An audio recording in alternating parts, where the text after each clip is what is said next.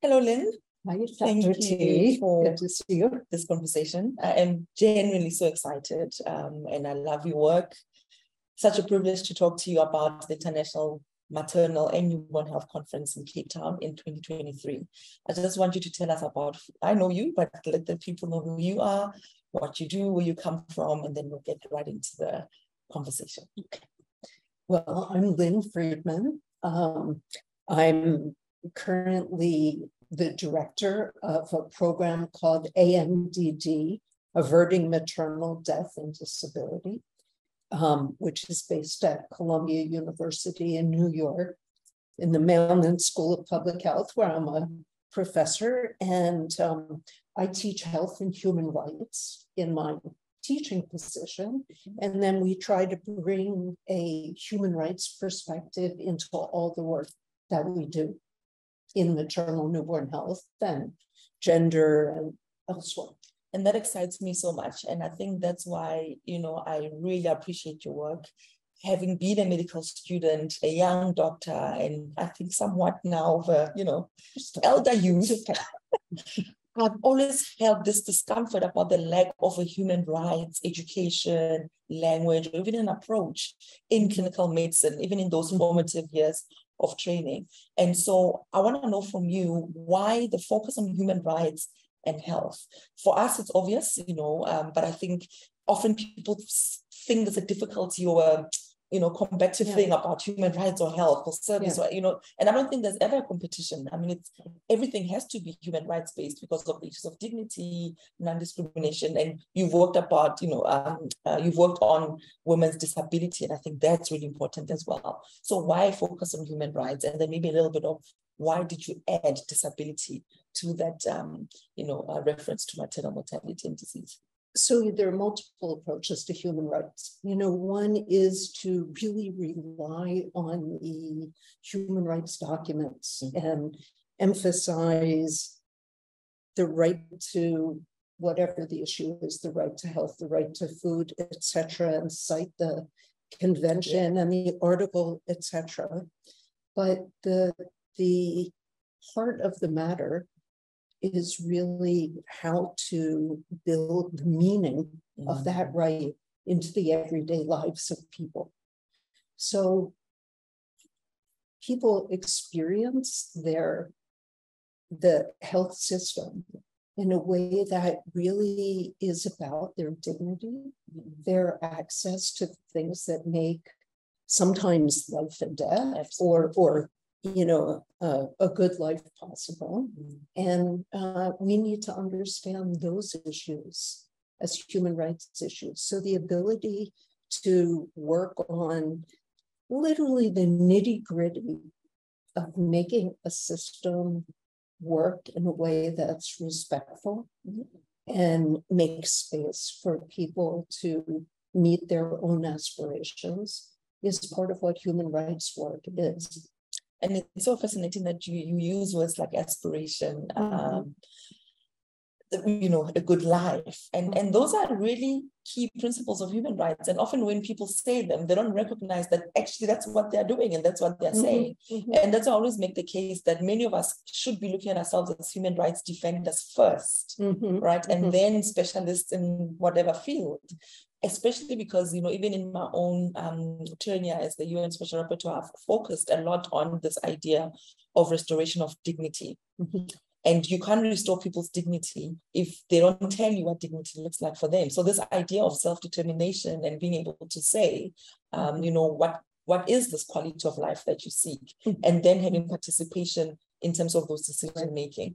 So in your classroom, what are some of the challenges, I suppose, that you face, and how has perhaps even, that knowledge as a leader in the field, but also as an educator, you would like to see some of that reflected, not just in the program, but in the entire sort of space of the conference, being in the steering committee yourself. And then what have you brought to that space, based on that experience of academia and dealing with students as well? One of the core elements of the work we've always done is to understand health systems as social institutions. So they're not just like a place where you get a medicine or a place where you get a procedure done. You know, the way in which you interact with the health system, and all the more if it's where you're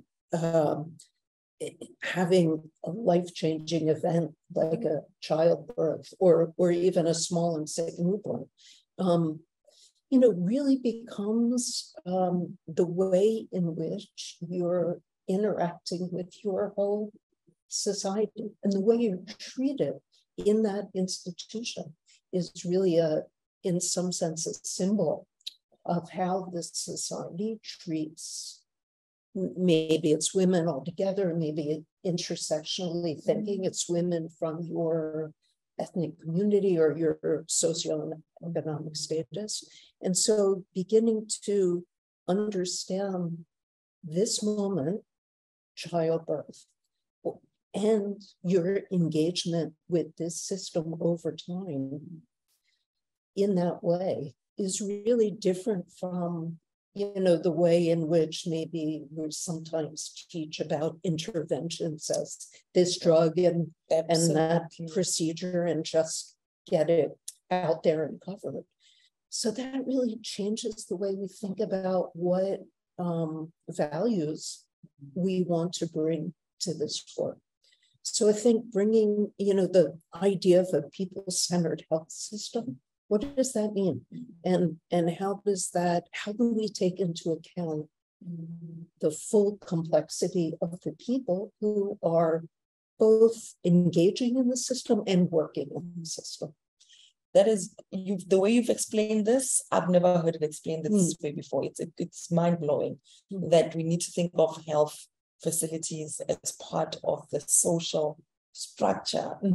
And that reflects often the values of society. And it's so true, you know, and I mean, things now like obstetric violence have become, you know, quite recognizable theories that people are developing and working on to try again to respond to the negative things that people experience while birthing. But you've also spoken, you know, about a people-centered approach. And you can't have a people-centered approach if you don't meaningfully engage, if you don't listen to the people who are most marginalized and those who are most affected by policy, by resourcing, by particular cuts, right? And of course, by particular interventions. And so looking at Align MNH as the entire community, but the conference that's coming up in Cape Town, what are you hoping to see, right, based on this people-centered idea, based on understanding of health systems, health facilities as a social system? What are some of the things you look forward to? What gives you hope? I think that actually that's the question. What gives you hope as a thing? Well, if we think of health systems as part of and reflecting a society, one of the questions is, can it be the leading edge of progressive change in that society? You know, and if you think it can be, and, you know, certainly my career has been dedicated to thinking it can be, then the idea that we meet globally, we